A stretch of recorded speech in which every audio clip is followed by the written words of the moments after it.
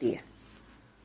अर्जुन ने पूछा कि हे मधुसूदन जी, ब्रह्मा की आपने व्याख्या की है, वह ब्रह्मा क्या है, कर्म क्या है, अध्यात्म क्या है, अधिभूत क्या है, अधिदेव क्या है, अधियज्ञ क्या है, अंत काल में प्राणी आपको कैसे जान पाते हैं, आप मुझे इन गूढ़ रहस्यों को समझाएं।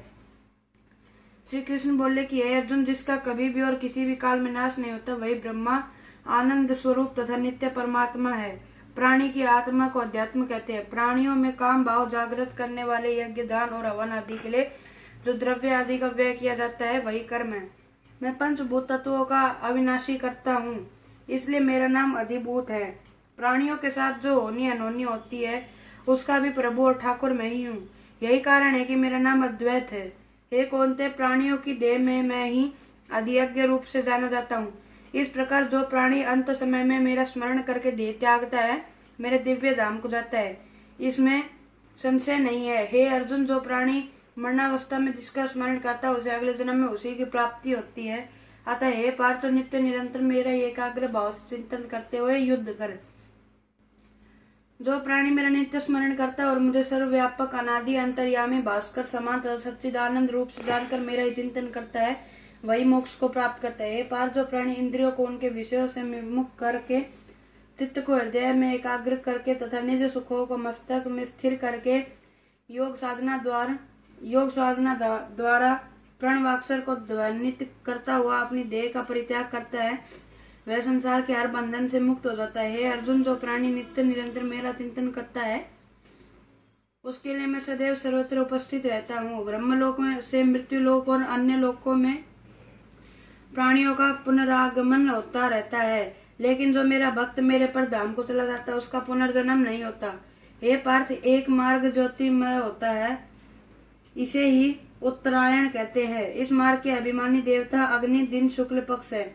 सूर्य दिन 6 माह में उत्तरायण में होता है, वह देवताओं का दिन होता है। जो प्राणी उत्तरायण मार्ग से जाता है, वह लौट कर नहीं आता। दूसरा मार्ग दक्षिणायन कहलाता है।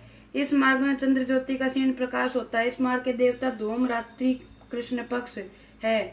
जो प्राणी मृत्यु के पश्चात इस मार्ग से जाता है, उसको भूमंडल पर लौट कर आना पड़ता है। दक्षिणायन को देवताओं की रात्रि भी कहा जाता है। हे पार्थ, शुक्ल व कृष्ण पक्ष सनातन मार्ग है। जो योगनिष्ठ प्राणी तत्वतः इन मार्गों को जानता है, वह निष्काम भाव से भक्ति करता है, वह आडंबरों व काम भाव से सर्वदा दूर रहता है। इसलिए हे पार्थ, निरंतर समभाव रखते हुए मेरा स्मरण कर, क्योंकि जो प्राणी तत्वतः मुझे जान लेता है, वह वेद पठन, यज्ञ, तप, दान आदि से प्राप्त पुण्य व काम भाव से सर्वदा दूर रहता है। इसलिए हे पार्थ, निरंतर समभाव रखते हुए मेरा स्मरण कर, क्योंकि जो प्राणी तत्वतः मुझे जान लेता है, वह वेद पठन, यज्ञ, तप, दान आदि से प्राप्त पुण्य बलों की कामना कभी नहीं करता, वह मोक्ष पद को प्राप्त होता है।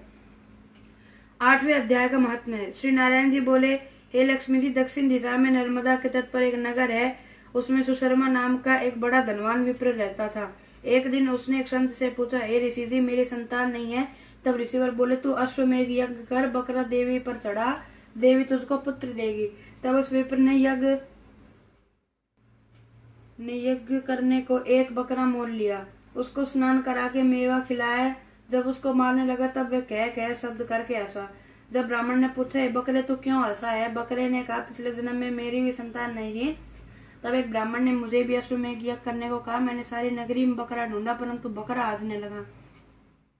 ढूंढते ढूंढते एक बकरी का बच्चा दूध पीता मिला। उस बच्चे समेत बकरी को मोल ले लिया। तब उसको बकरी के स्तन से छुड़ाकर यज्ञ करने लगा। तब करीब बोली, अरे ब्राह्मण, तू ब्राह्मण नहीं जो मेरे पुत्र को होम में देने लगा है, तू महापापी है। क्या ये कभी सुना है कि पराये पुत्र को मारने से किसी ने पुत्र पाए?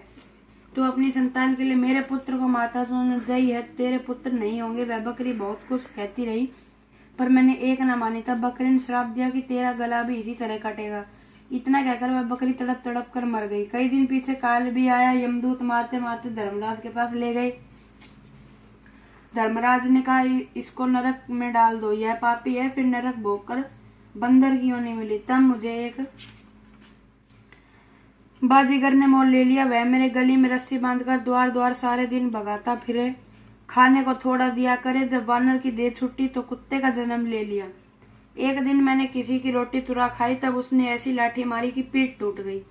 उस दुख से मेरी मृत्यु हो गई। फिर घोड़े की देह पाई। उस घोड़े को एक भटियारे ने मोल ले लिया। वह सारे दिन चलाया करे, खाने पीने खबर न लेवे। सांझ के समय एक छोटी सी रस्सी बांध छोड़े, ऐसे बांधे कि मैं अपनी मक्खी भी न उड़ा सकूं। एक दिन 2 लड़के और एक कन्या मेरे ऊपर चढ़कर मुझे चलाने लगे। वहां बड़ी कीचड़ थी, फंस गया। ऊपर से वह मारने लगे, जिससे मैं मर गया। इस तरह अनेक जन्म हो गया। मैंने बकरे का जन्म पाया। मैंने जाना था अब मैं सुख पाऊंगा, सो अब तूने मुझे मोल ले लिया और छुरा मारने लगा। तब ब्राह्मण ने कहा, अरे बकरे, तुझे भी जान प्यारी है, सुन अब मैं अपनी आंखों देखी कहता हूँ। कुरुक्षेत्र में चंद्र सुशर्मा राजा स्नान करने आया। उसने ब्राह्मण से पूछा, ग्रहण में कौन कौन सा दान करूं? उसने कहा, हे राजन, काले पुरुष का दान कर। तब राजा ने काले लोहे का पुरुष बनवाया, नेत्रों में लाल जड़वा, सोने के आभूषण पहना तैयार किया। तब वह काला पुरुष कह शब्द कर क्या था। राजा डर गया कि कोई बड़ा अवगुण है जो लोहे का पुरुष है। तब राजा ने बहुत दान किया तो फिर हंसा और ब्राह्मण से बोला, हे ब्राह्मण, तू मुझे लेगा? ब्राह्मण बोला, मैंने तेरे सरीखे कई पचाए हैं। तब काले पुरुष ने कहा, तू मुझको वह कारण बता जिस कारण से तूने अनेक दान पचाए हैं। तब विप्र ने कहा, जो गुण मेरे में है सो मैं जानता हूँ। तब वह काला पुरुष कह शब्द कर फट गया और उसमें से कालिका की मूर्ति निकल आई। तब गीता जी के 8वें अध्याय का पाठ किया, सो उसे काली की मूर्ति ने देह पलटी। जल की अंजलि भर के उस विप्र ने मूर्ति पर छिड़की तो जल के छिड़कते ही उसकी देवदेही हो गई और विमान आया जिस पर बैठकर बैकुंठ को गया। तब राजा ने कहा, तुम्हारे में ऐसा कोई गुण है जिसके द्वारा मैं भी इस अधम देह से मुक्ति पाऊं? तब विप्र ने कहा, मैं वेद पाठी हूँ। उस नगर में एक साधु जी गीता पाठी था। उससे 8वें अध्याय का पाठ सुनकर राजा की देह पलटी। तब राजा देवदेही पाकर बैकुंठ को गया और कहता गया, हे ब्राह्मण, तू भी श्री गीता जी का पाठ कर जिससे तेरा भी उद्धार हो। तब ब्राह्मण जी ने श्री गीता जी का पाठ करा।